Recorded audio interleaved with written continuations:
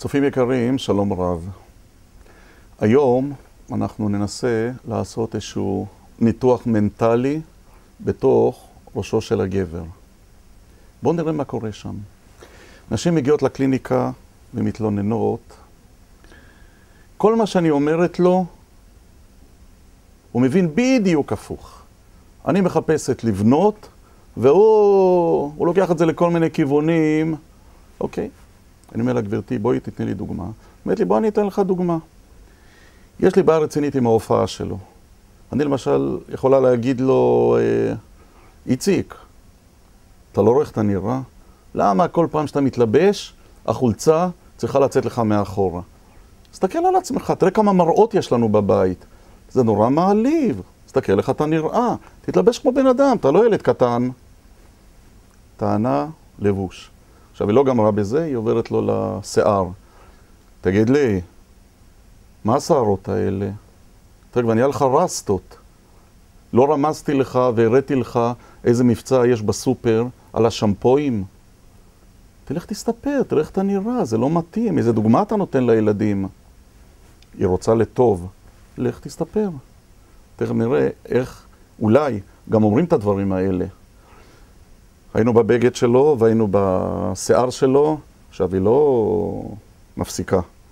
היא יורדת לו, תגיד לי, מתי הפעם האחרונה הציפורניים שלך פגשו ברגליים, מספריים? תראה באיזה ציפורניים אתה הולך. זה, אתה יודע כמה זוגות גרביים כבר הרסת לי? תראה איך זה נראה, זה ממש דוחה אותי. לך תגזור ציפורניים. ואחר כך זה מוביל לזה, למה אתה לא מתקלח ולמה אתה לא דוחה. היא מבחינתה אומרת דברים שבאמת מציקים לה. אחר כך היא עוברת להרגלי האכילה שלו. אני מקווה שלא את הכל היא עושה ביום אחד. היא עוברת להרגלי האכילה. תגיד לי, ממתי אוכלים סלט עם כפית? אתה לא יודע שסלט אוכלים עם מזלג? מי אוכל עם כפית? תסתכל מסביב. ולא רק זה, גם אחר כך אתה לוקח את כל הצלחת וגם בולע את כל המיץ שנשאר מהסלט. איזה בושות, עוד חודש יש לנו חתונה. ככה אתה רוצה לשבת על יד המחותנים?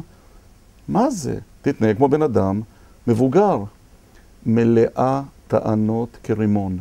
עכשיו צריכים להבין, כמו בכל תקשורת, מה הוא שומע?